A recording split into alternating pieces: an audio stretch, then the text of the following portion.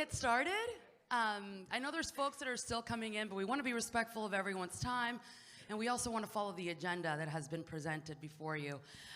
Again, good morning. I'm Jennifer Ferriel, and I am the Director of Housing and Community Development for the City of West Palm Beach. And we're going to start around and do some introductions, but I really just want to thank you all for being here today, for taking time out of your weekend to come to this meeting to have a really important discussion, which is our downtown waterfront, right? You've asked for this. This is what the community wanted.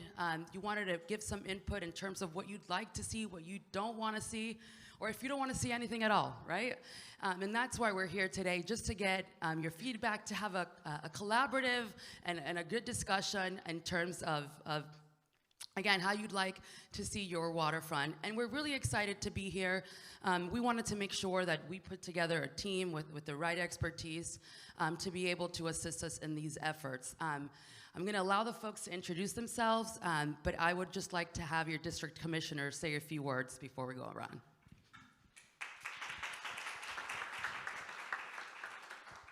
Hi everyone, I'm Christy Fox. I am the commissioner for this district. I think I know most of you in here. Thank you so much for joining us on the last Green Market Day of the year, beautiful Saturday, but I know that this is one of the most important topics to the downtown and the entire city because our waterfront is one of our most important assets in this city, and I think last year we heard loud and clear from you that you didn't want to have a marina, but that you did want to have some kind of activation, possibly, and possibly not. So that's why we're here today. You know, we just want to hear from you. I think this is going to be a great program. I've had the opportunity to watch the other ones on Zoom, and so there will be an opportunity for everybody to ask their questions at the end, but I think it would be great if we could just listen to the presentation at first so that if anyone needs to go after that, they can, and then we can have a nice discussion afterwards, after you've had a chance to hear from the presenters. So thank you so much for being here. I will continue to listen to the wishes of the public, and that's what I'm here for. So I will just let them take it away. Thank you again for being here. Thank you, Commissioner. And I have to say, I live in downtown too, and Commissioner Fox is always an advocate and always listening to the residents in the community. So we're very grateful to have you as our district commissioner. But we'll go around the room and just do some quick introductions before we get started. Good morning, everyone. My name is Kimberly Spence, and I'm the Assistant Director of Housing and Community Development for the City of West Palm Beach. I'll just keep it brief, and thank you for coming out this morning, and we are looking forward to all the comments about the waterfront. Thank you.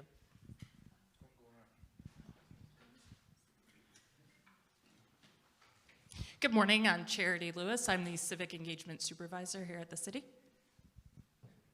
Good morning, everyone. I'm Charisma Adams, and I am the owner of Articulate Consultant, and we led the community engagement efforts for this project. I'm Kevin Crowder. I own a firm called Business Flair based out of Stewart and Miami Shores. We do market analysis, economic analysis, really understanding how people use a place in a way that helps entrepreneurship, small business, local business, and quality of life. Hi, good morning. Wen Dang. I am supporting Kevin on this project for all traffic analysis and traffic projection in this project. Cool. And good morning. I'm Tony Garcia. I'm the consultant working on public space, transportation, and will be leading the production of the strategy document that results from this effort. You do your presentation, your intro? All right. So the purpose of today, and I'm going to go through it, I'm going to say it several times, we're going to be talking about both what your vision is for the waterfront, and it's okay if it is to leave it as it is. That is an acceptable answer. But what I want to do, what I want to be able to do is to give you a language of things to advocate for rather than to advocate to go against, right? So in many ways, you all have come here because of the marina conversation. And I'll just say up front, this is not about a marina project. They did not hire me to sort of rubber stamp the marina or any of that. This is about what can be done with your public space along the waterfront, your major public spaces, and then the land that actually fronts the waterfront, okay? So I want to give you images. You can hate these images. I've heard some folks already say, this is not us. That's okay. That's informative for me. And I hope also to be able to educate you on other aspects of your waterfront placemaking that you might not have thought about. It's not all physical, right? There's stewardship, there is programming, and there's a lot more that goes into it. So, let's see here. I want to start off with technical difficulties.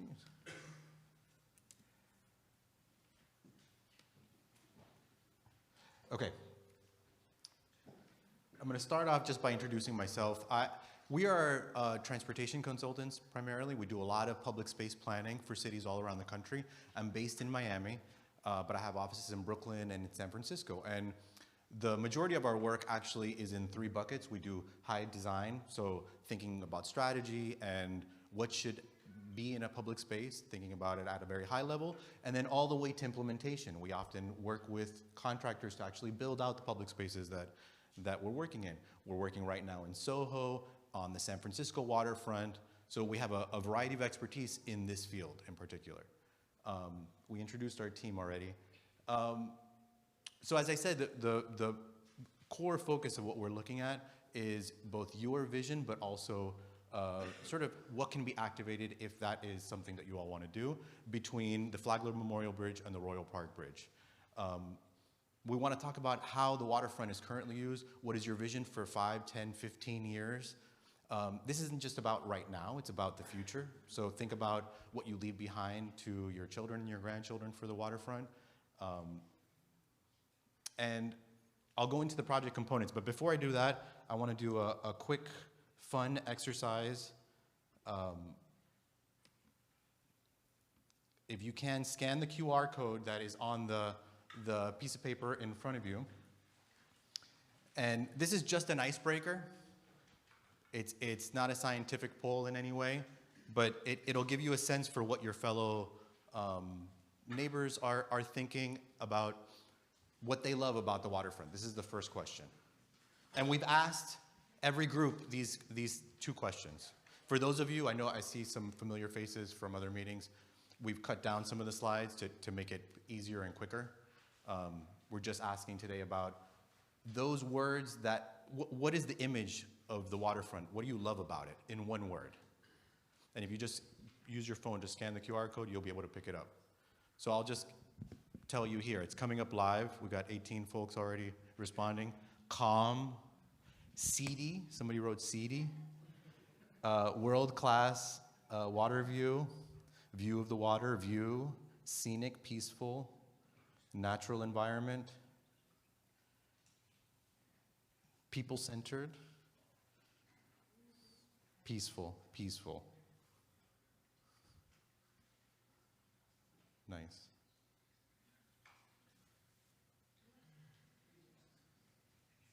So we're going to go through the Mentimeter as you guys are bringing it up. At the end of the presentation, what we're going to do is the activity. If you look around the room, there's boards with some photos, and we gave you all a bunch of 4 dots. Find something that you like and pin it. If you don't like anything, you don't have to pin anything. That's okay too. Okay, I've got 34 respondents. Is anybody else in the process of still putting their answers? 35? Okay, so peaceful is the top. This is what you love about the waterfront right now. It's peaceful, right? View of the water, the visual effects, natural environment. A lot of these are all related to the view and serenity, peace. This tracks with every other meeting. Nature was a top answer at the first meeting. Peaceful was a top answer last meeting. Dog friendly, I love that. Okay. The next and the second question. And I want to add, this is just for fun. This is not in any way, it's just an icebreaker.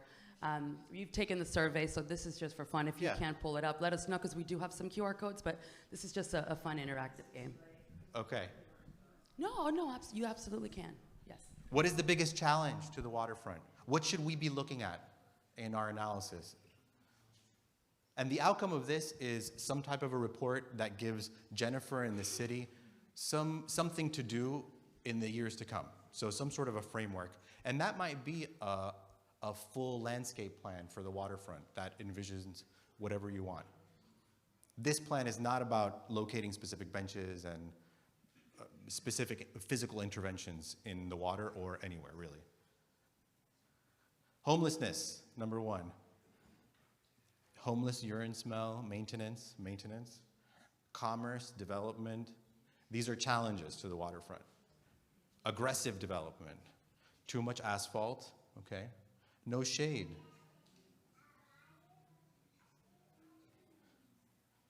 Privatization is growing there, okay? 34, 35. Protect from commercialization. The city itself as the biggest challenge. Okay. All right. We'll take it, yeah. Too much space for cars. That's interesting. Yacht, private marina. Okay. Okay.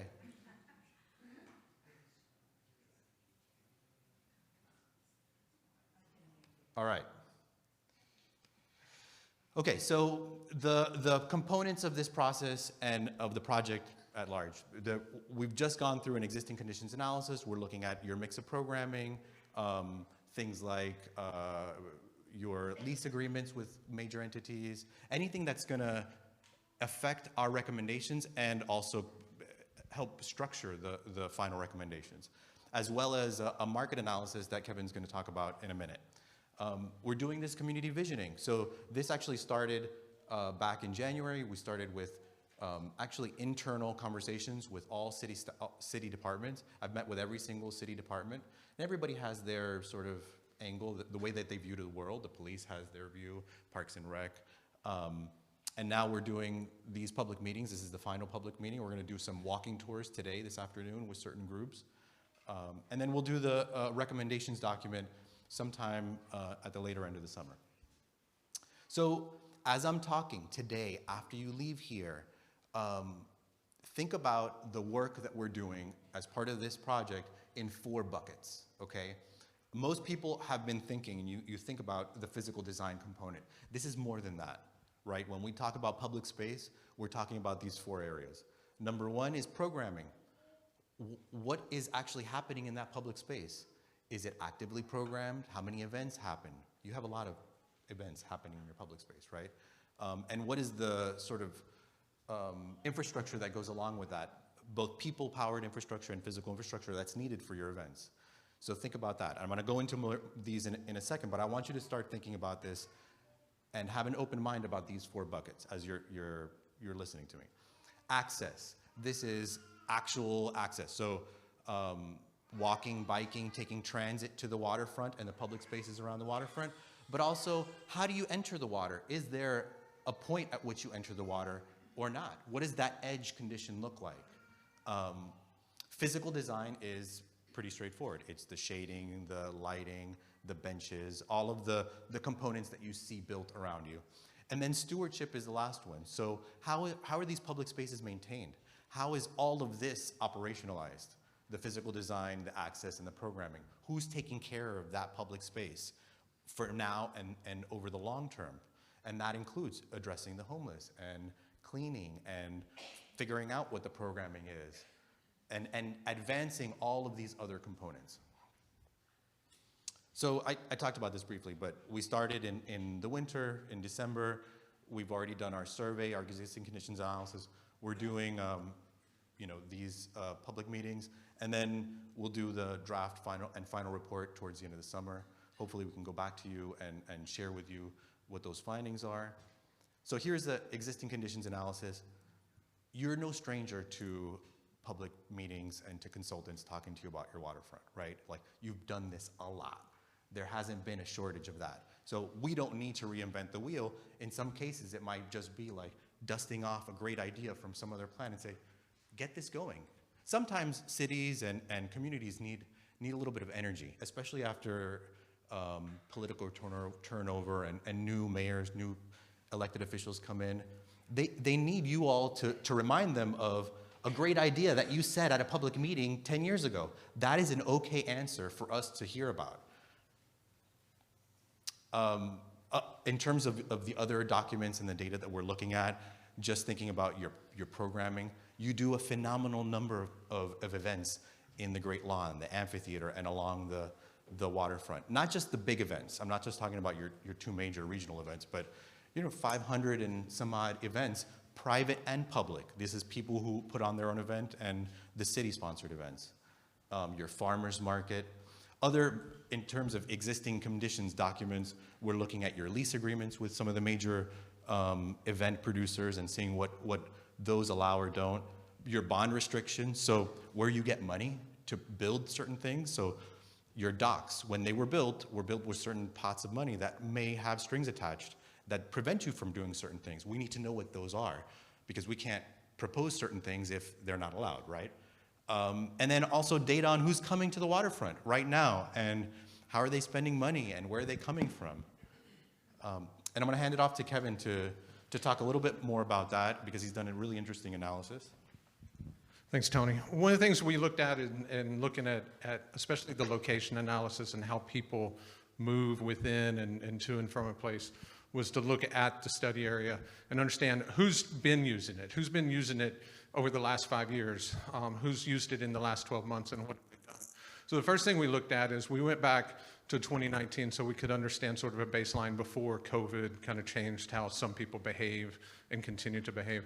And there were about 980,000 visits to the waterfront in the 12 months of 2019. Obviously, that went down a little bit, around 700,000 during COVID, but it's come back higher and higher, where in 2023, it was almost 1.7 million visits. So getting up almost twice to what the pre-COVID, pre-pandemic levels were. And so that growth has continued. One of the things that we see in there, though, is that of those 1.7 million visits to the waterfront, 900,000 of them, more than half, were by people who visited that waterfront more than 30 times within the last 12 months. So one of the things we've seen is there is a lot of loyalty to that waterfront by the people who come to it. Would be about 75%, 25% in terms of how we see the visitors come to the waterfront as loyal versus casual visitors. Another thing that we found, and you can see the heat map, which is up to the largest distance is about 70%. Back? Yeah. About 70% of the visitor market. What we found in there is that 60% of the people coming to the waterfront are coming from more than 10 miles away. We got a question in the first meeting, well, what about Sunfest? What about boat shows and things that draw people from outside? So we ran this and looked at it this week to week to week throughout the 12 months, and we consistently saw 55 to 60% coming from more than 10 miles. So it reinforces what we see in the map, that this is a regional destination, but it's a regional destination that brings people coming back over and over, one that they really like. We see that the highest utilization, it picks up during the day, but the evenings is when it has the highest use. And then during the week, Saturdays are the most popular day, much more than most of the other days. Another thing that we found when we looked at kind of what they do before and after they get there is there's a lot of visits to downtown restaurants. And so you're getting some of that connectivity between the waterfront and the support of local businesses when it comes to restaurants. We don't see as much of that when it comes to other businesses, but we see that strong, and we see about 8 to 10% of the visits to the waterfront are coming straight from or going back to a hotel here in the area. Again, reinforcing some of that visitor side of the market. The other thing we looked at is we looked at downtown, and we looked at demographics, and we looked at how demographics had changed. And from 2010 to 2013, the population, the permanent population in downtown has grown by 55%. And so you've had that increase. And then probably the most interesting one that we saw is that the number out of the households in downtown, the number of family households out of total households in 2010 was about 26%. In 2023, it was almost 38%. So we've seen that growth as part of that downtown growth also as an increase in the number of families as a proportionate part of the population. Before you leave, can you tell the group and how exactly this data is collected so that they understand how we come up with this information? Sure. So we have a number of different sources that we access, that we use. And we use real estate data, commercial and residential real estate data. We use a firm called Esri, which is based on census data, credit card spending data. They pull in a number of different things. And then we use a service called Placer, which was developed originally for retail and shopping center industry, and it is location analytics. So basically, every time you install an app on your phone and it asks for location access and you say yes, that app is selling that data. They anonymize it, and then it goes into an analytics program that then looks to understand, aggregated, how different people are moving. So we look at the waterfront. We'll draw a map or a boundary on a map the same way you would do a shopping center to understand the same sort of trends and behaviors that those industries are looking at to understand how people use a place. Cool. All right. So I think helps us do our analysis to know who's coming and why they're coming and where they're coming from. So what have we heard through our public engagement so far? So this isn't necessarily public engagement, this is just internal stakeholders. But as I said, I met with all of the city departments, and now we're meeting with actively a bunch of other organizations like the Boat Show, Sunfest, Connect West Palm Beach, and today I think we have that meeting, the Chamber. And what have we heard? Homelessness is a problem. All the things that you all have said also in your survey responses. One department, the resiliency department, said we need a comprehensive approach to the seawall. How do we address the seawall? The lease restrictions prevent many waterfront activations. Flexibility is important. Sunfest told us that. You know, when you're thinking about what to put in the public right-of-way and in the public realm.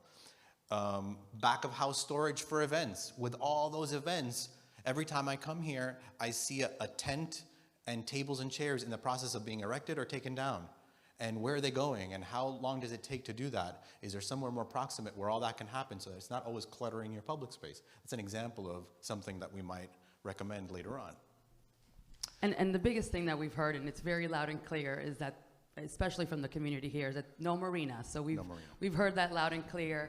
And so we're hoping to now discuss what do we want to see. So right. That's the first thing, and it should be plastered on that board because that's what we've heard consistently for the most part. We've had over 1,300 responses, actually, as of yesterday. Charisma and her team have gone around and gotten survey responses all around the city. I'm not going to show all of the survey results here, but all of this stuff we are happy to post on the internet. I see you taking pictures, it's fine. Do you live or work within a 5-minute walk or bike? Most people who are taking the survey do live or work within a 5-minute walk or bike. And then within the categories that I just described earlier, how would you rank these? And most people think, you know, there's a good number of people that don't want any change in any of the categories. But there's a good number of people who do want something and think, you know, some little tweak here and there might be possible, is warranted. Very few people say, I don't go to the waterfront because this thing is a deterrent, right? These are normal results. It's a sort of logical response to this question, right? Like, something could be done, I don't know what it is, and this presentation and part of this process is to help give you that language to think about, not just today, but in the weeks that follow. And I will say, the final question, or one of the final questions, you all saw it, was, do you support a waterfront marina? And it's like 88% now say no. So that's a pretty resounding response to that question. Themes. Most people like going to the waterfront. They like sitting there. They like just recreating and watching the water. People feel positive about the waterfront, but would like more shade and more amenities, right? You have a lot of palm trees, which is great, but palm trees don't provide shade, right? Top concern, speeding on Flagler. Interestingly, people say on access, this is fine.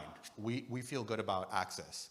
But when it comes to the commentary, it's speeding on Flagler, traffic on Flagler, and parking in general. And those all are access. Those are like top comments in the comment section. And also the homelessness and no to the additional marina. So that's what we've heard from you all so far. I'm sure you're going to repeat some of that today here, and that's all good. So going back to these sort of 4 categories, I went over them briefly a second ago. I'm going to talk a little bit more about them. Programming. This is about the events that happen in your public spaces.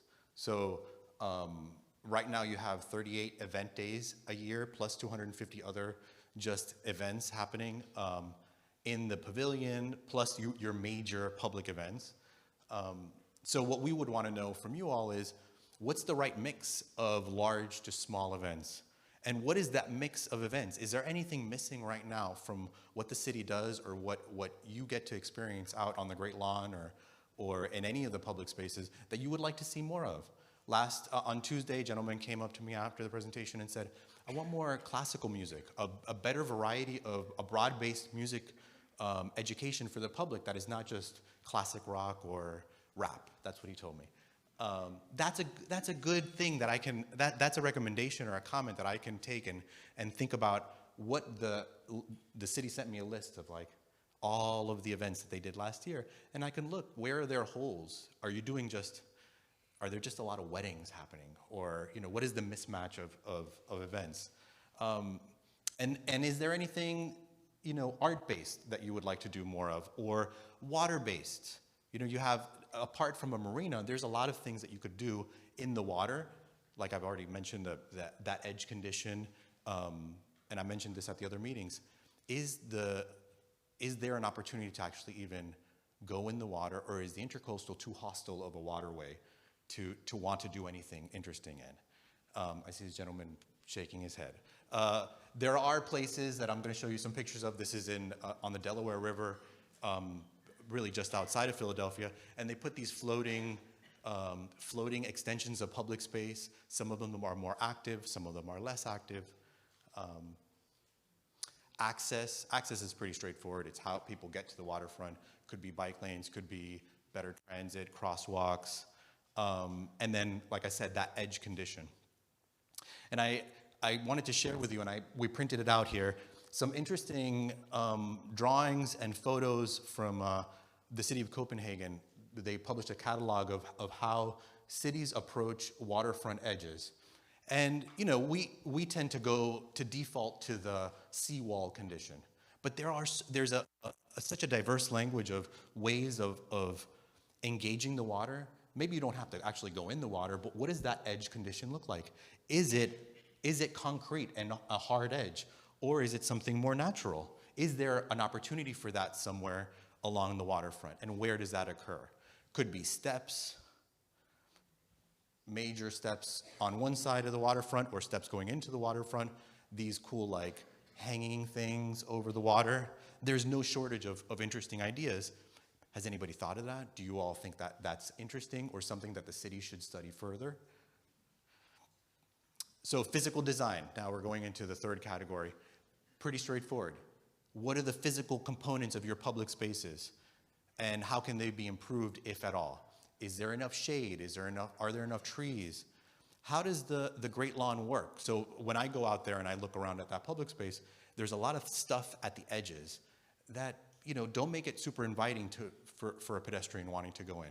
And I know that public space was not created that long ago, but sometimes when you do a design as an architect or urban planner or landscape architect, you don't get it 100% right. So it's okay to critique that and say, is there a way to make this better somehow? So, like, all the pergolas and the little low walls, are those right for that public space?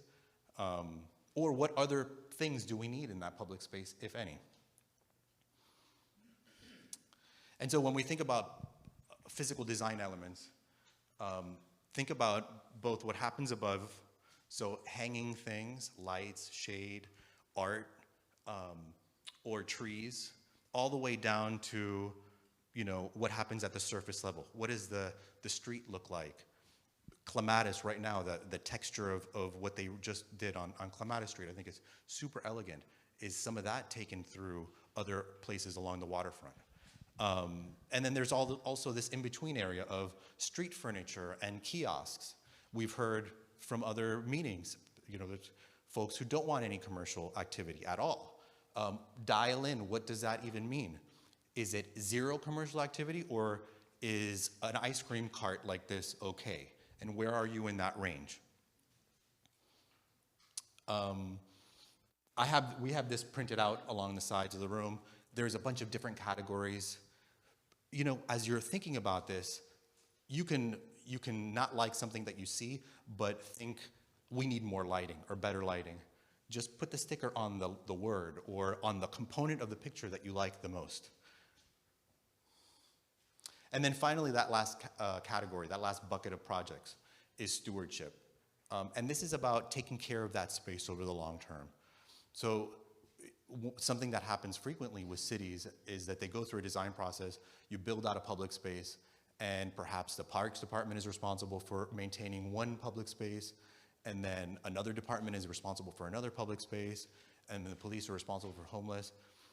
I'm going to show you some case studies in a moment. The most successful public waterfront spaces, and really public spaces in the world, have entities that are governmental entities that are responsible for the maintenance of those spaces. You think of Central Park. Central Park has a Central Park Conservancy, and it takes care of Central Park and has for decades. Without that, Central Park would be competing with all these other departments in the city for resources. And I want you to think about that. Folks have said at other meetings, we don't want another entity, or we don't want it to be privatized. This isn't about privatization. It's about organizing and having an entity that is your voice to keep things going, right? And thinking about security, cleaning, maintenance, all of these things. I'm showing these two photos. The top is from the Garment District in New York City. In New York City, most of the premier postcard districts that we know about have management districts that are responsible for them. And they have an executive director that goes to City Hall and advocates for investments and for all the things that public space needs. So that's the Garment District, Soho, the Meatpacking District. All of these really cool places have bids. They're business improvement districts. They're responsible for the landscaping and all the other components. But it doesn't have to be business related. It could be natural space related as well. And so I'm going to show you 4 different examples of waterfront projects and waterfront entities around the country that have different levels of sort of natural to formal, natural to hardscape detailing, of management structures, of scales, of level of commercial activity. And I think this is important because when we travel, we go to waterfront places, and sometimes we like a place, but we don't like it for our home. And that's fine. But it's really about giving you all a language. Like, I think we're between, Sarasota and Memphis, or whatever it is. It's about you being able to talk to your neighbors about what that vision is without going through an actual design process, which is not what this is. And so each of them have different levels of 24/7 activity, densities of activities, and district level management. So here's your baseline. We're going from bridge to bridge just in the downtown core. Your city goes further north and south than just our study area, but we're talking about right here for this study, 0.8 miles of waterfront.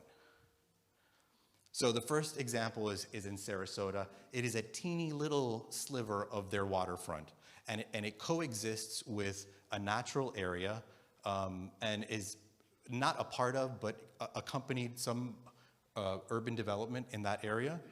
They formed a conservancy, which is a nonprofit. That type of a conservancy actually can have public officials that sit on it, that bridge the gap between the nonprofit and the city sort of governing structure.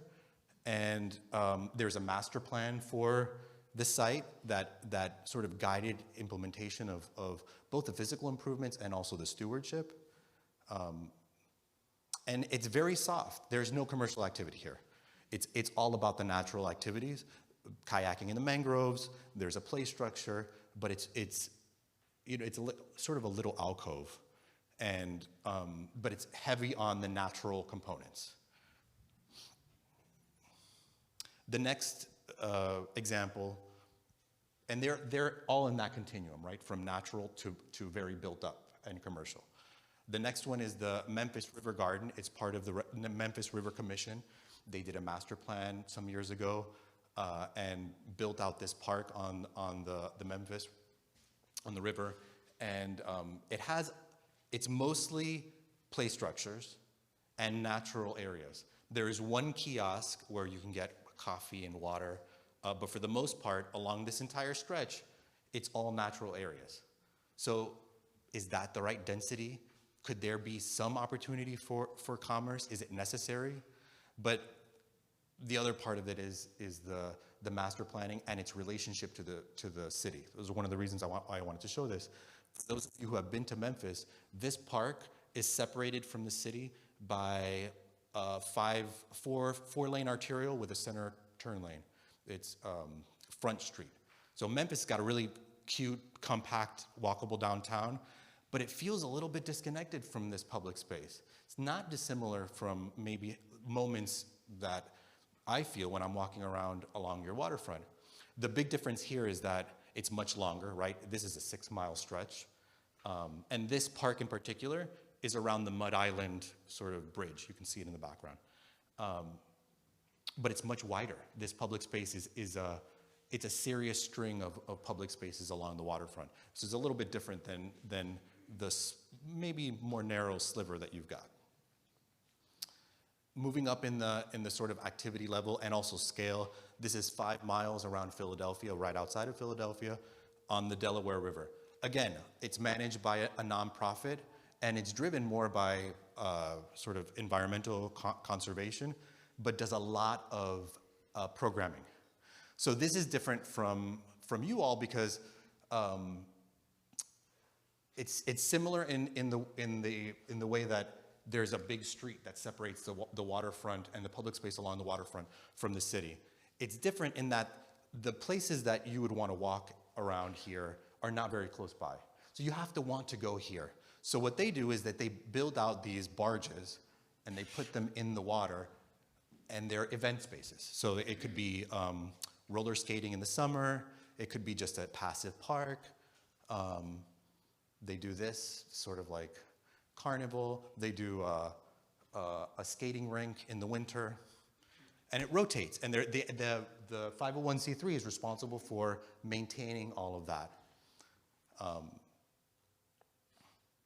Sparkman Wharf is a quick little example I wanted to put in here. Very, very small. This is actually managed by a condominium. It's more of a private public space. Has a lot of commerce. Very small, but very active, and maybe potentially very sort of heavy on the stewardship and on the organization, the branding, all of that. Less about passive natural activities. And then finally, the most intense commercial level of activity, the most intense built environment condition is in Washington, D.C. at the District Wharf. And this is actually all privately managed. There's no nonprofit entity or governmental entity. And it at times feels a little bit like an exterior mall. The things I like about it are how the buildings face the waterfront, and that this area, the space between the buildings and the water, are completely pedestrianized. There's no street there. It's very active, but also very heavy on the commercial activity. The other thing I really like about the wharf, for those of you who haven't been, it's worth going to check it out just because it's fun. At the end of the wharf, outside of the area that is controlled by the developers, there's an area that's like old DC crab, sort of seafood vendors. It's very interesting, and I think this development is actually made better by having that old dingy stuff. Like, makes it more real and authentic. But they do a lot of events here, and it's a lot of water-based events. And I also wanted to just throw this in there because there's not a whole lot of great waterfront examples with art trails, but the Beltline is it's an abandoned rail network in Atlanta, a loop around the city. Not waterfront, but they have done an amazing job of curating art of different types, theater and performing arts, as well as built arts, all around this loop. And that has led to interesting development and commercialization in areas that were already, going to be commercialized, but that's not really the key feature of this. To me, it's this art component. And is that something that might be interesting for you all? A more intentional art walk along the waterfront, not just in this 0.8 miles, but elsewhere along the waterfront. Okay, so this is the part where we're gonna do a little bit of the activity, and then we'll take questions and answers and let you all talk, and I'll take notes.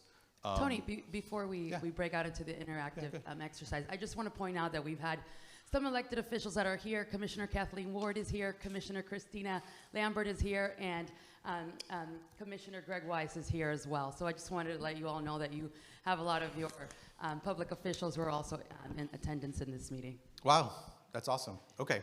I feel like we have a city commission happening right now. So here are just some final questions for you to think about as you're looking at these images. After you leave here, I've given you so much information in a very short amount of time. I don't expect anybody to have a strong opinion yet about or knowledge to impart. But at least think about it with an open mind. Don't worry so much about the marina. Worry about what you would want to see there, not what you're against. And that's going to help me advocate for your position in this final report. Think of me as that for you, as your sort of advocate. So you have 4 dots, 4 green dots. These are things, these are dots for you to tell us what you like. Look around the room at the boards, talk to your neighbors, try to understand what you're looking at. I'm going to float around, Jennifer's going to float around. We've got a bunch of time for this activity. Put dots on the things that you like. And, you know, Jennifer, cover your ears. If you have a pen and you don't like something, you can exit. Okay? Don't worry about that. I want to know what the value of your community is and what you like or don't like. So let's do that. And then in 30 minutes, I'll call time and then start to, how many? It's 15 minutes, I believe. 15 minutes. I'll ask people, I'll pass around the microphone for people to speak. Thank you. And if you need green stickers, you should have 4. They should be on your chair.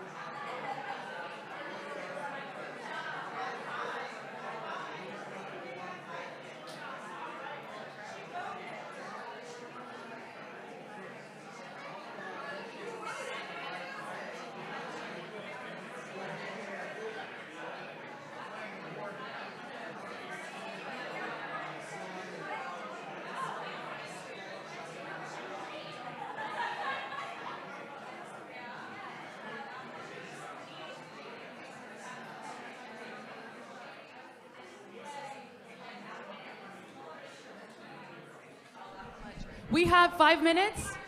So we have 5 more minutes. So if just want to give you guys that last minute notice.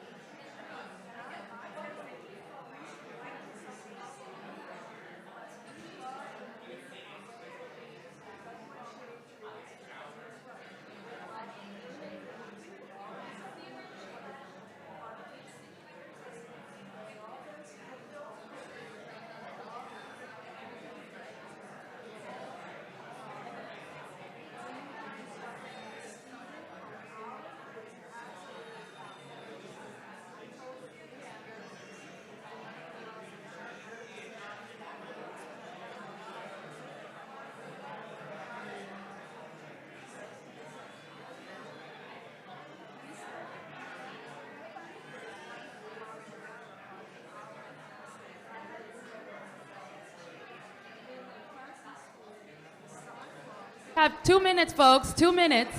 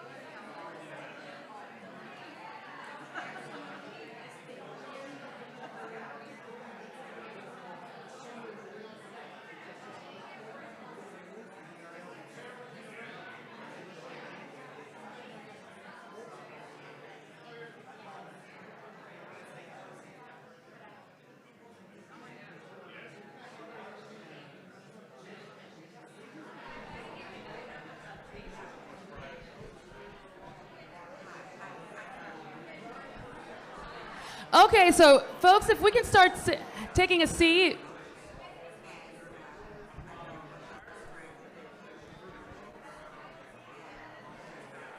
Hi, how are you? I don't mean to interrupt, but we want to get going with the meeting. If we can start sitting down, please, we want to get started and continue with the meeting and with the Q&A portion.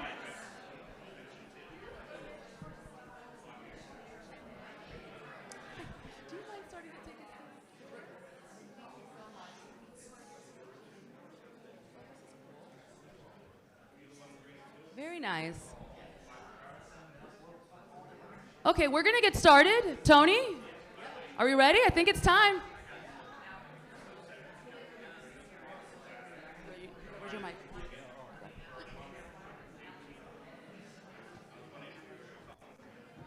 All right, guys, we're going to do now public comment. So if you have something that you want to share with your neighbors, now's the time. You went around, we all talked, you saw some images, some things you liked, some things that you didn't like. Right. Who wants to speak? Who wants to speak on something that they liked? Let's start with something that you saw that you liked that you want to advocate for. And if you want to speak, if you can please stand up so we can go and pass bring you you the mic. we'll bring you the mic. I guess we only have 2 mics? Okay. If you can just state your name, please. I'm going to write And on stand up. here. Thank you. Hi, my name is Kimberly. Good morning. I'd like to give a little backstory. My first introduction into a career as an adult, when I graduated from high school, my first job was I was a flight attendant.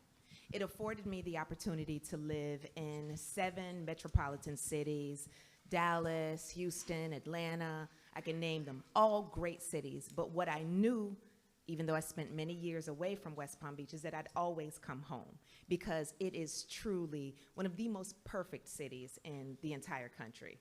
And one of the things that I've always championed, my friends will tell you, I'm West Palm Beach's probably #1 fan, is that we have struggled to secure our identity. We should absolutely be considered in the conversations when you talk about Miami, when you talk about Fort Lauderdale, but oftentimes West Palm Beach isn't. And the progression that has taken place in this city has been beautiful to see. It's been a long time coming, and I just hate to see it stop. By no means would I ever call any community or any Floridian scary or fearful, because it's the exact opposite of who we are. But there has been some reluctance for what's next. I can go on and on about the fear of AI and any augmented reality. It's all getting on my nerves. But the truth be told, it's coming.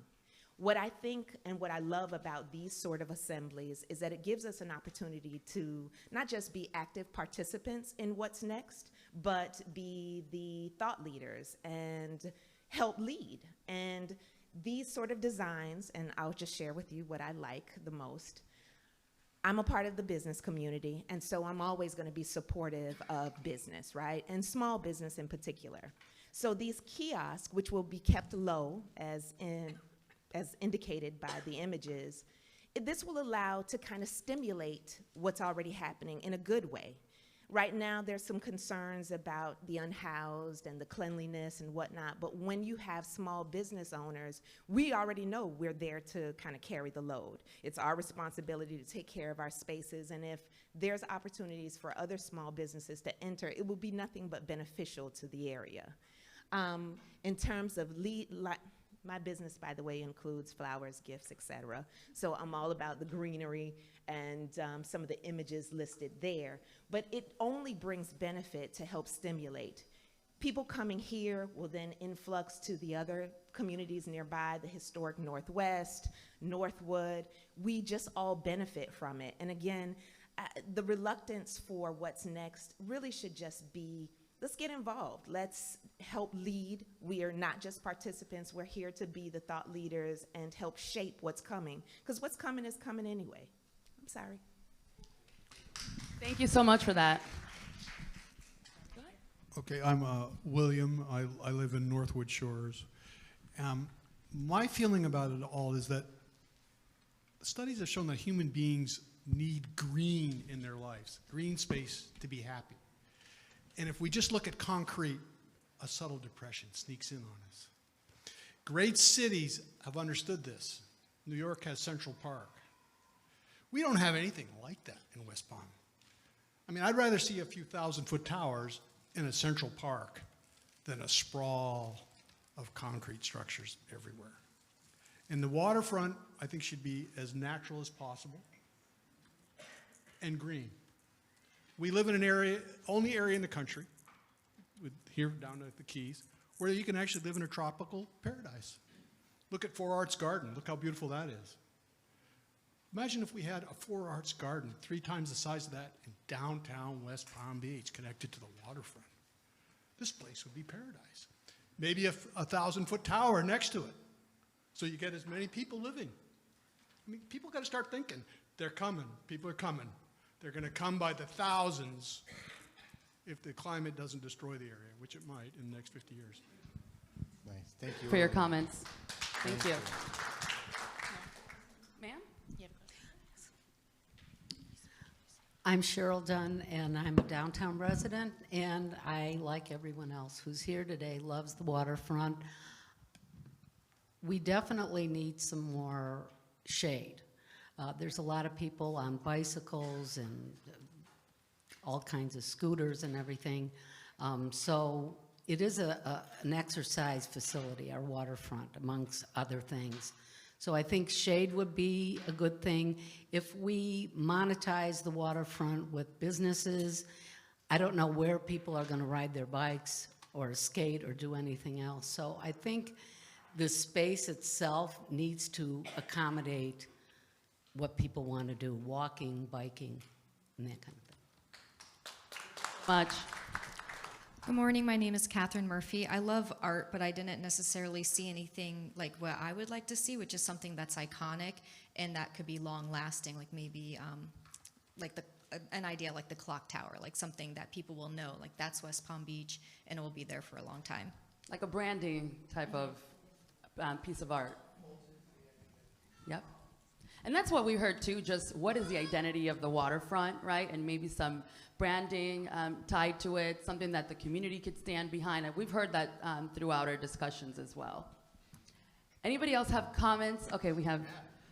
My name is Carrie, and I've lived in the city my entire life, and I lived downtown for 8 years. And my biggest concern is, and it was one of the topics he brought up, is the maintenance and the maintaining. I mean, we did this 15 years ago, maybe longer, and the maintenance part of it, I think, has not been successful. And if that would have been maintained over the years, we probably wouldn't be in the situation that we are today.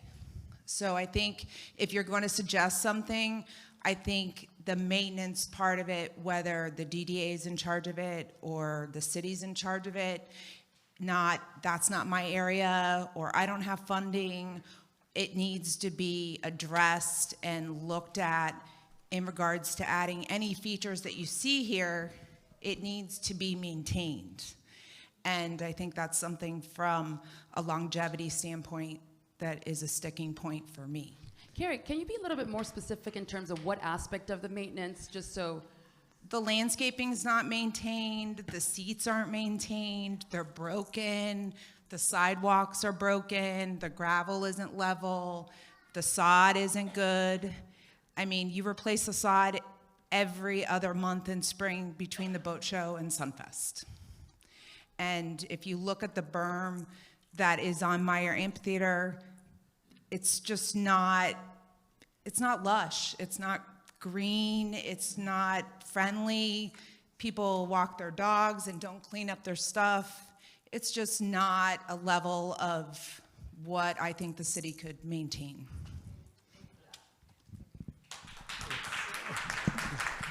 My name is Arthur. I live in West Palm Beach, and I use the waterfront daily because it's only about 100 feet from my house. Anyway, I have a question. We made it pretty clear we don't want the marina. And I'm wondering whether they're trying to boil the frog. And for those people who do not know what that metaphor is, if you drop a frog into boiling water, he jumps out. but if you put a frog into cold water and slowly heat it up, the frog gets cooked. There's a brand new platform that's left from the boat show right next to where the Hakuna Matata boat is. So is that a sneaky way of adding something to the waterfront, or is that going to come down? That will come down. That is left there, I believe it's because of the Sunfest that's coming, and they're going to utilize it. And I just want to make clear that we are not here to talk about a marina or bring up, like, that's not why we're here. We're here for the feedback that we've been getting, and we just really want to thank you for doing that and the fashion in which you have. So I hope that answered your question. Thank you. My name is Dr. Bob Gunther. I don't want to stand. Well, right. Just in contradistinction of what you just said, the reason we are here was because a marina was being shoved down our throats by a private company, and at the 11th hour, they stopped that for the time being. I'd like to play something first.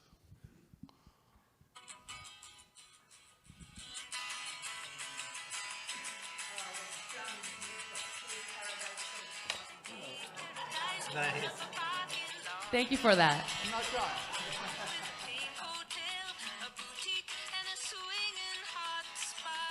Okay. I don't understand. What is that? We got a little music today. Thank you. Thank you for that. I'm not done. What Am I too old? All right, all right.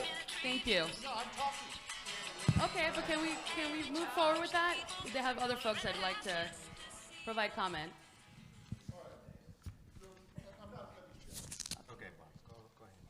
All right, the impetus for this meeting, as I said, was not to explore all the possibilities here in this wonderful place, but as a response to Safe Harbor trying to lease or buy the waterfront and knock down Meyer Amphitheater, take away the berms, take away all the palm trees, and without due process, without any hearing from the government, which is to represent all the different fractions of not individual, the opposite of individual rights, which are the developers who are maximizing their private interests, which is understandable in a capitalistic society. But at the same time, the possible end of that was to decrease the whole value that their investment will be in the future. So that's one part of it. But I think this is an opportunity to explore what's going to be happening here in the future with the echoing what other people have said, with the increase in population that they're expecting here, which is what the rest of Florida is undergoing. No, I'm not done. So you can look at the square that's between Okeechobee and right by Okeechobee, which is undeveloped and is owned by the city, and right now it's under a contract, and which will expire. So that could be developed too. But I mean, who's looking out for historical property rights and other interests that are possible impacted by development? Thank you for that. Sir, turn it on. Yes, Hello. Hi. My name is Lou. I live in the Flamingo Park area, and one of the things that brought me to this area was the downtown. I'll try to be brief. Dovetailing on what this gentleman just said about an investment, there's investment in time, money, and energy. And one of the things that factors in is utilization. If you look at the board, the giant cluster is shade for utilization throughout the year. So I think that should be a very important part of whatever effort comes out of this. Thank you. Thank you for that. And we've heard that consistently as well, shading being a key area that we need to look at. Okay, so we'll have this young lady here, then we'll take you, then we'll take you, and then we'll go to the gentleman back there. Excellent. And then we'll make our way. I'm Terry. I live near in Providencia Park near Good Sam. I've lived here since 1960, and unlike a lot of people, probably us old timers, I've enjoyed the changes. I love the Great Lawn. I like the Kravis Center. I like a lot of things that the increased population has brought. So I'm not a total anti-development kind of person, but I think we really have to be careful not to confuse commercialization and business with progress. A lot of times progress is maintaining what you have, especially when it's natural beauty. You know, progress isn't destroying the Grand Canyon. And we have something that's that special, and we just have to be careful not to cover it up. I love the little kiosks. I like the business ideas, but it can't be at the expense of the waterfront. It can't be to prevent people from walking and biking along the waterfront. Thank you. Thank you for that. Thank you. Terry, one thing. You said to me in conversation that the challenge that you have with the kiosks is obstructing the view. So I just wanted to say that to everyone because I think that was an important comment to make as well. So my name is Marilyn, and I live in downtown West Palm Beach. My name is Marilyn, and I live in downtown West Palm Beach. So listen, I'm not going to reiterate what everybody has said because I'm in total agreement, particularly with the fact that whatever we do has to be accountable, has to be well maintained. And I think we should concentrate on what we now have, just as the woman behind me said, in that we can't really move far forward without maintaining what's existing now. And that is right along the Intracoastal, where the benches are not in good shape, where a lot of the shrubbery has not been well maintained. There's no color, no beautiful flowers. You walk into any of these Valencias and other places, and they're just beautifully manicured. So I'm in favor of maintaining what we have, and I understand that there's a real problem with funding and that we don't have a conservancy like you mentioned in Central Park. And we should possibly consider that that's an option for those of us who live here to make a contribution yearly to some conservancy so that we can help maintain what we have. The other thing on a positive note is that whether we wanted the marina or not, if we did not vote no, we would not be here today because the marina would have been born and raised almost as we're speaking. So for everybody that's here, I'm really happy, but we've got to reach out to the many more residents of West Palm Beach because they're not here. So there's another whole area where we should be expanding and getting volunteers like me. And thank you for that. Great comments. Absolutely. Thank you.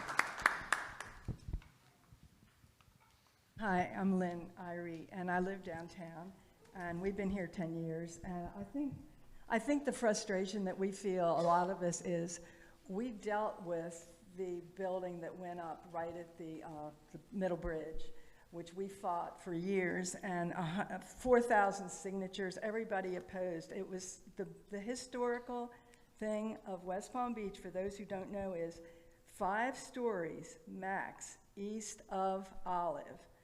And guess what? We have a 25-story building that they got away with. We all fought it for years, and it happened anyway. And it also was detrimental, in my opinion, even to Palm Beach. People coming across that bridge, and the traffic and everything, and such an increase. But so the reason we're all so frustrated, and we keep talking about is the marina, is we're just so frustrated because we see, even though it was voted down, we all went to City Hall, 100% opposed it, we still know what happened with the Flagler 1 building, and we don't want that to happen. We don't want a marina. What you said up there earlier, what you leave behind for your children and grandchildren, that is what is important in this world. But there's lots of things in our community that need fixing. Walking from down Olive to the college, people are falling, they're tripping, there's broken bricks hanging around everywhere. One day I walked down, there was a grate that was missing, and if a dog or a child or anybody had gone into it right across from the car wash, and we called the police because we felt that was important enough to put up something. Did the police come? No. We called the company that was there. We borrowed cones from the car wash, and he so kindly put them over there. And finally, somebody came, but there are no police ever on Olive, except at that one restaurant right off of Clematis that they hire themselves.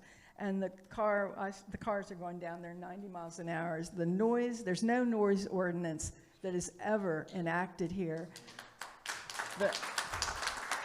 People can't even sleep at night. There's homes and there's condos, and seriously, they can't even sleep. And I mentioned that to the policeman, and all he said was, "Ma'am, there's no cars speeding on Olive." I'm like, oh, well, that's because there's no policeman over there, and trust me, but anyway, so that's the main thing, pedestrian lights. If you were to walk out here tonight, go down to Clematis, turn left on Olive, there are several pedestrian lights that are totally black.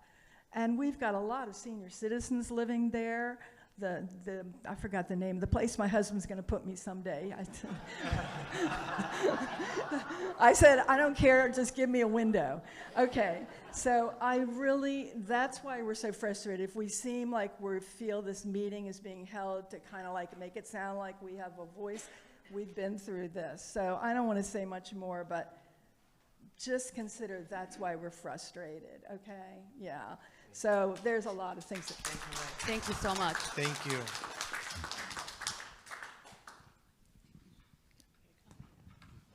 And then gentleman here, and then, Uh, sorry, okay. Just quickly, everyone, it's almost to echo what Lynn said. I've been here, downtown resident, name is Jim.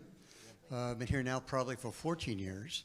And the same thing, we had a vote twice on the building heights north of Okeechobee and east of Olive. That was disregarded. The one Flagler building went in. Multiple people, thousands of votes against it. That went in. So the one question I would have added to this list, what confidence do all of us have that any of our elected or government officials are actually going to go ahead and respect and comply with the wishes of the residents?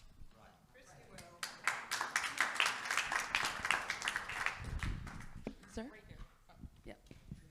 My name is John Sickler, and I'm a resident of Northborough Park, which is in the Northborough neighborhood. Lived here for 25 years.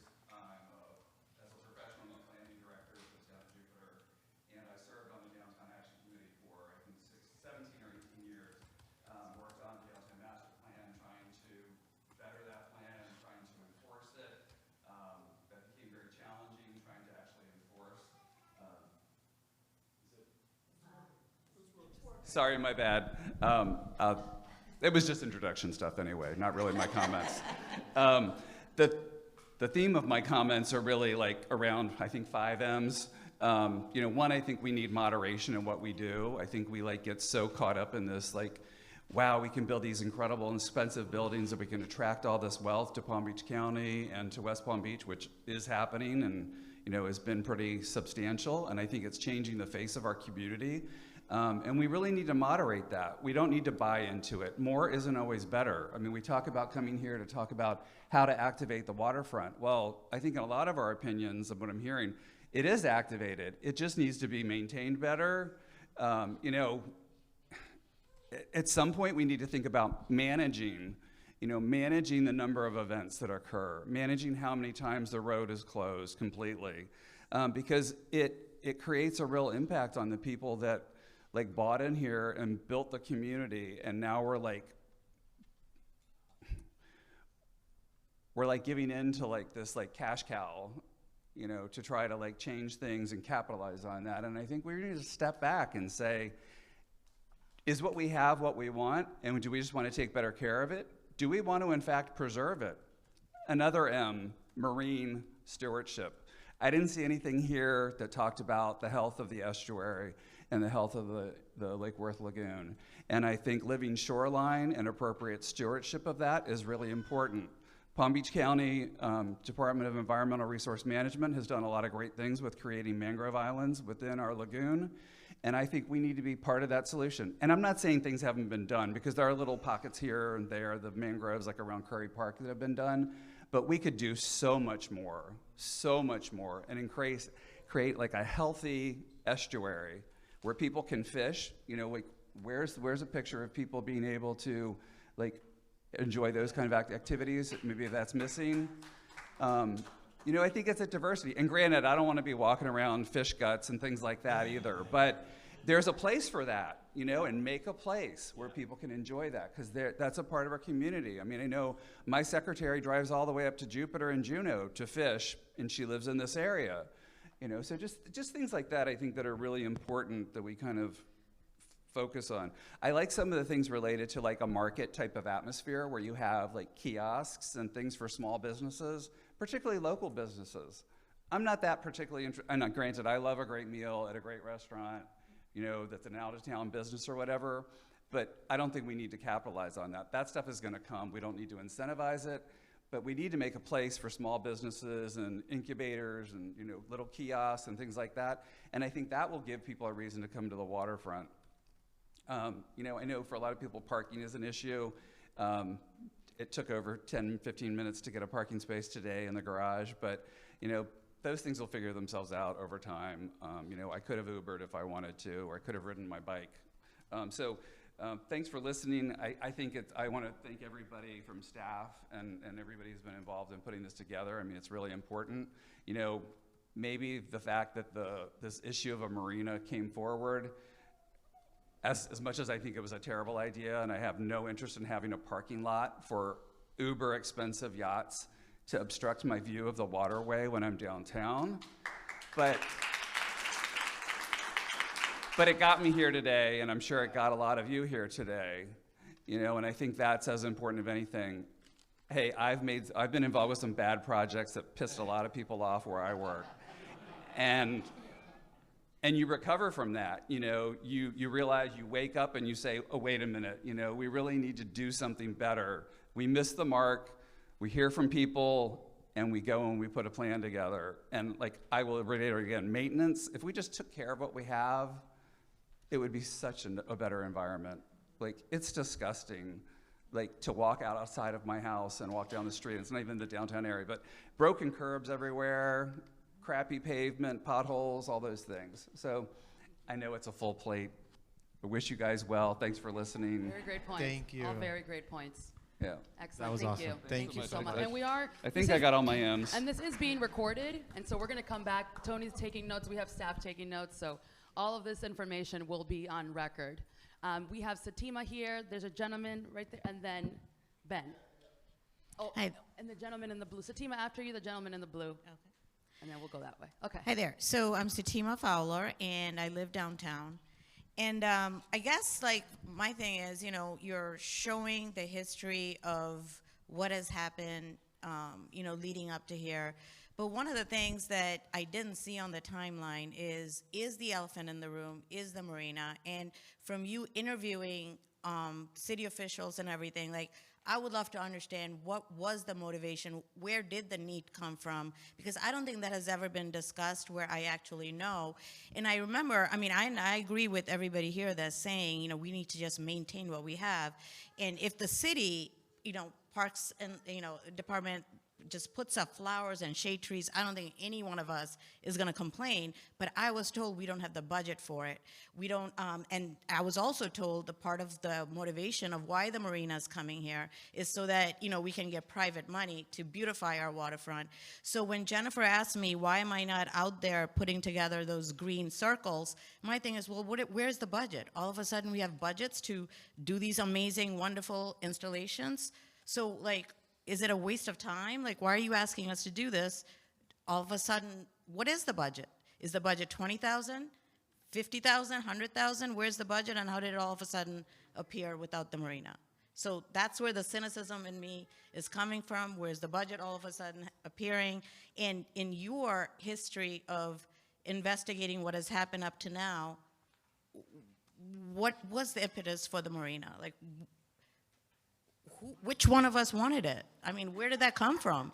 And I think moving forward, you got to understand the past, and I would like to understand that. Thank you. Yes, and so there was a plan that a consultant submitted, and it is, for those of you not familiar with the Downtown Neighborhood Association, our website is WPB-DNA.com, and we have the full study of what was presented several years ago, and it's beautiful. It's a beautiful plan, and I was told it's there. Everybody understand it's there. we just don't have the money to do anything. So I don't understand why we are talking about a new plan, new recommendations, and what's the budget? Well, I'll answer some of that. Are you talking about shore to core? Yeah, okay. I mean, an outcome of this can just be go do that. We're not talking about a specific plan. So this is not a landscape architecture exercise. We're not talking about specific trees in specific locations.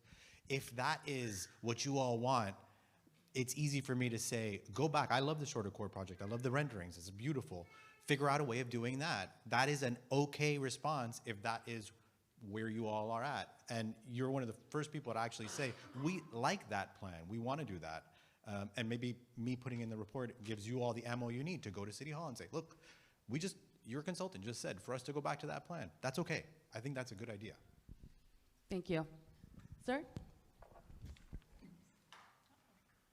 I'm Jeff Scholes. Can you hear me? Yeah. I'm Jeff Scholes, and I live downtown, have been here for 14 years. I moved from Annapolis, Maryland, and lived on the waterfront in Annapolis, Maryland. I will tell you right now, they are redoing their waterfront. And the person that was a planner came here, and I showed her what we have here in West Palm Beach. She has taken the ideas of the fountain that's in the park and the green space, and she has worked that into a plan, and the city of Annapolis is getting ready to redo their waterfront. Right now, their waterfront is basically a parking lot, and they're getting rid of it. I think we have a beautiful place here, and I think I agree with this lady that where's the money to redo this? There are some things that can be done. I think the city ought to focus on I think it's 311 Clematis Street, which has been vacant for years, and the city owns the property, and it's done nothing with it. It was supposed to be, when I first came here, was going to be little kiosks for small businesses that could be operated like what's there in the green market. They ought to be focusing on trying to clean up Clematis Street, which ties into the waterfront. We also don't have a dog park. We've asked for a dog park. Right now, the Meyer Amphitheater is the dog park. And everybody knows if you go to the Meyer Amphitheater, all the dogs are there. We could have a dog park, but we can't have it because we've been told that would impede on Informa's boat show. Thank you. Hi. Sorry. Good morning, everybody. Thank you all for being here. My name is Jim Stanton. I live downtown on South Olive. I've also owned property in West Palm Beach since 1986. And I've worked on Flagler Drive and also on Royal Palm Way. So I know this area very well for the last 20, 30 years. And when I bring family and guests to the town, we love the waterfront. We love it the way it is. And tomorrow, or actually Monday, is Earth Day. And throughout the country, there are many celebrations going on for Earth Day weekend. And so I just wanted to be on record that I think we should protect and preserve the natural environment. We need green space. We need to have sustainability. People need a place to go to that's not a concrete area. We don't need more commercialization in a green space. Outside of the green space, fine. And what you mentioned, maybe 311 for those small businesses, that'd be a great place to have businesses, but not on the green space. So in the spirit of Earth Day 2024, in the spirit of protecting and preserving the natural environment, I hope the city just pretty much leaves it alone. And let's have some green space for the families that are moving into the area. Thank you. Thank you, Jim. And Jim has been here every meeting since our first meeting. And Jim, you also said something about the green dot exercise that I'm going to repeat. The green dot exercise. Jim said we should have given you all red dots to say what you didn't like. He told me that, and I thought he was going to say it, but I'm going to say it for him. So, okay.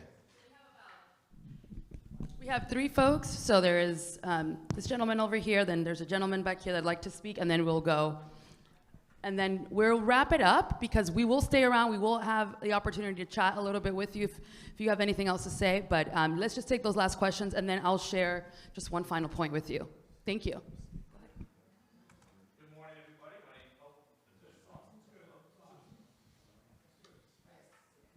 Good morning, everybody. My name is Aaron Clemens, born and here, raised in West Palm Beach. Live here in the waterfront on Flagler. Some issues I would concern about would be the infrastructure below ground. All the pipes that's been there for years, like all these new buildings and old buildings have been there. We should increase funding for underground infrastructure and talk about underground power instead of using the poles as well. Like at Palm Beach Island, they're working a deal with FP&L doing underground power.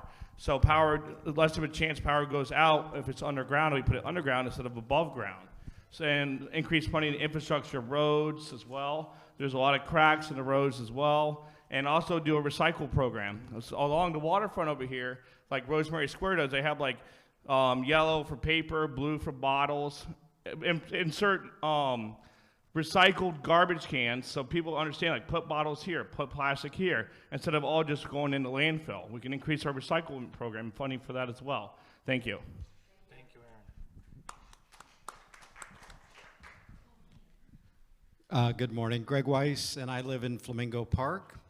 I think one of the things I'd like to ask that you do, and you were been talking about, or there was on your board, there was a consideration of actually going into the water, that you do testing on the quality of the water. I mean, we've been investing in and was mentioned earlier with the islands to try and improve the quality of the lagoon, and it's been something of a priority of mine. But I would have real concerns about the water quality near the downtown area before you move forward in trying to recommend that. First step would be do some water quality testing and make sure that it's safe for people before you consider doing something like that. Thank you. Thank you, Commissioner. Thank you. Cynthia, and then we'll do Ben, and then we'll wrap it up. Thank you. Okay. Hi, I'm Cynthia. I served on the DDA board, Downtown Development Authority board, for 6 years. And so I wanted to talk a little bit about the funding part. I'm sure most everybody knows that everybody that lives downtown or owns property downtown pays $1 million for their property value to the DDA. Does everybody knows that, right? Okay. So all these cranes you've seen in the air, all these new condo buildings, all this new property that's going up, they're going to be paying $1 million of their assessed property value. Right now, the DDA budget is $8 million a year, and they don't spend it. And I know that because I was on the board for 6 years. So now they've got all this new revenue coming in. So there's no shortage of revenue. What there's a shortage of is the management of that revenue. Perhaps what needs to be done, instead of setting up yet another not-for-profit that's going to have yet another board and yet another set of administrative costs associated with it, is that the agencies we have in place that are tasked with maintaining downtown assets over and above what the city can maintain should be doing that. And they should be using all of this extra money to do it beautifully and over and above like they should have been doing all along.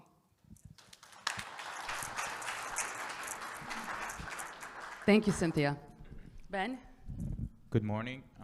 My name is Ben Avidian. I live in Soso as someone that has been a public servant pretty much all of my career in engineering and construction. As soon as I heard about this meeting, I wanted to kind of come here and kind of put my 2 cents in. It is, I believe it's good for the city to continue with the growth and keep that progress as some of the other residences mentioned.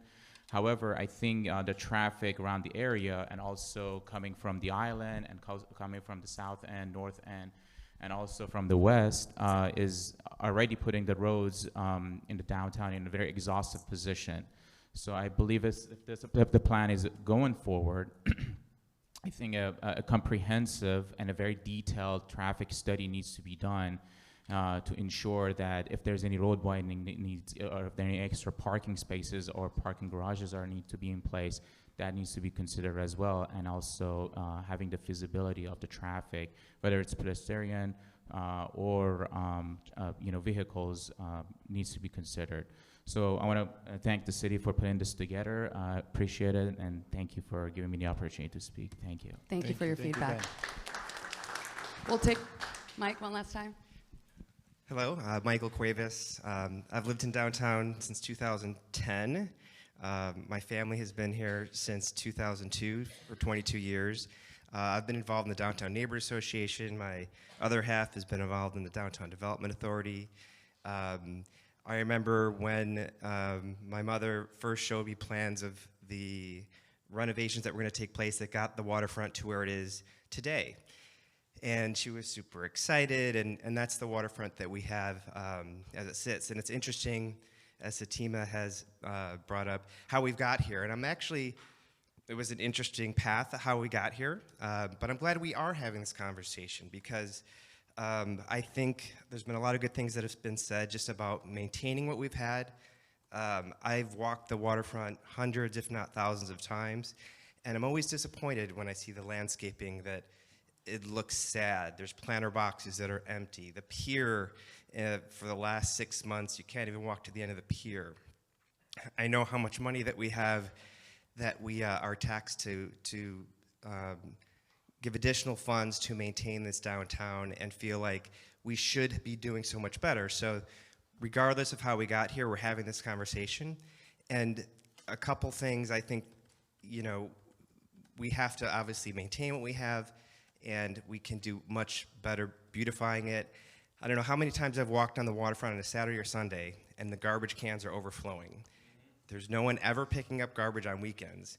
And I mean, come on, we have to pick up garbage on weekends.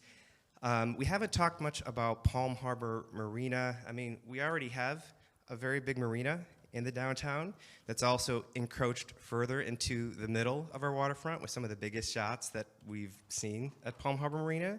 So I don't know if we had any public participation in that, but we've seen the marina get bigger.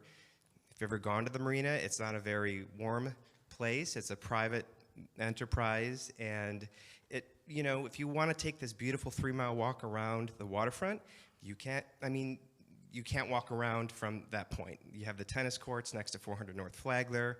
I believe that's city-owned property. There could be a way to connect that past the marina. It is city-owned land, and For walkabout today, Mike. okay. You want to come? We're going to have one later. Maybe we'll come. Yes. We'll talk. So that 3-mile walk around our beautiful waterfront, where you can see Palm Beach and the Flag and Museum on, if you're walking on West Palm side, you get to see the city on the other side, is our waterfront amenity that has to be the number one priority. That walkable, bikeable waterfront is what is our greatest asset. Finally, I wanted to say, I do a lot of traveling, and I've seen some amazing waterfronts around the world. I've been to Copenhagen, I've been to Amsterdam, which are surrounded.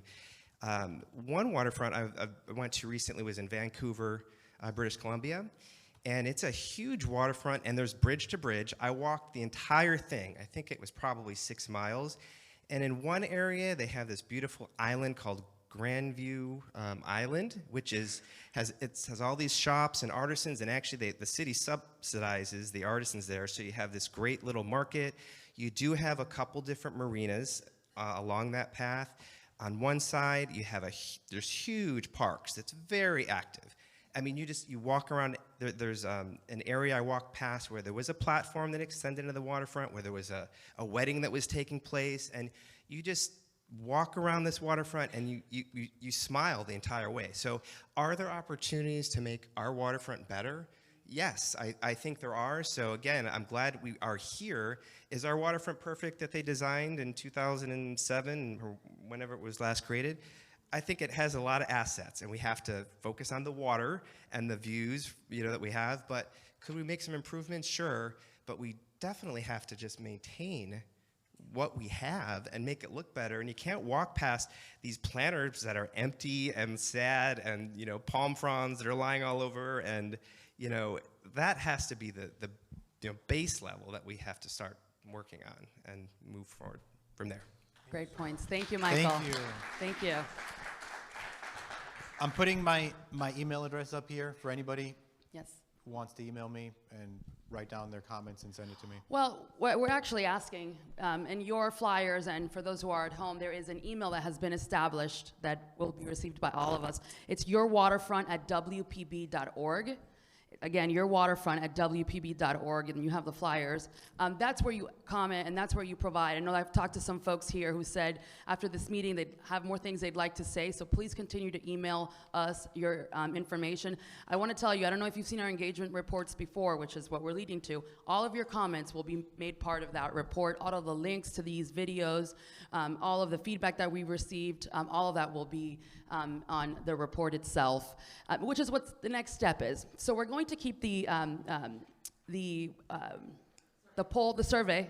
That's going to stay open for a couple more weeks for those, and please encourage your family, your friends, those who visit the waterfront to take that survey. So we're going to keep that open for a little while. And then we're going to continue and start working on a recommendations report. We're going to gather everything we've heard from our meetings. We're going to look at all the data analysis. We're going to look at past reports and other things that have been recommended in the past and come up with recommendations for our elected officials to look at. And many of them have been at these meetings. They have a good understanding of what the priorities are from the community. But that report is going to include all of that. So it's, again, all of your feedback, existing conditions. We're all going to look at the leases to say, maybe we want to do this, but maybe we can't because there's bond restrictions on this land, so we can't privatize doing kiosk on I don't know. I'm just throwing an idea, an idea out there because there are restrictions on what we can do within our waterfront. So all of that will be assessed, valued, and then it'll come out in a report. And then ultimately the decision makers, your commissioners, mayor, they'll make a decision in terms of what we have to do next. Hopefully we'll have some short-term wins that we can implement right away, making sure it's being maintained that base level. Maybe we'll put more money into that budget and identify a funding source that's continuous. Maybe some of the shade, that's the next easy win, right? Recycle program. So these small things that we can instill right away, and then maybe looking at in the future, the sea level rise, that's for sure something that we're gonna have to address. So all of that will be made part of that report, and again, all of this is public information. If you want all the data that we have, we can share that with you, but just know that all of that will be in this report. One final thing, and we will be around here. We're not leaving. I think we're going to be around for another 15, 20 minutes or so. So if there's any little questions, staff will be here. But I just want to thank this group. You guys, I was a little nervous about this meeting, I have to be honest with you, just because, I know that you guys feel really passionately about the downtown, and you have been the most respectful, spoken, engaged group that we've had, and I just really want to thank you for that because this is what we wanted, and we've accomplished that today with this group. So thank you for your time, and thank you for doing this, and have a great rest of your weekend. Thank you.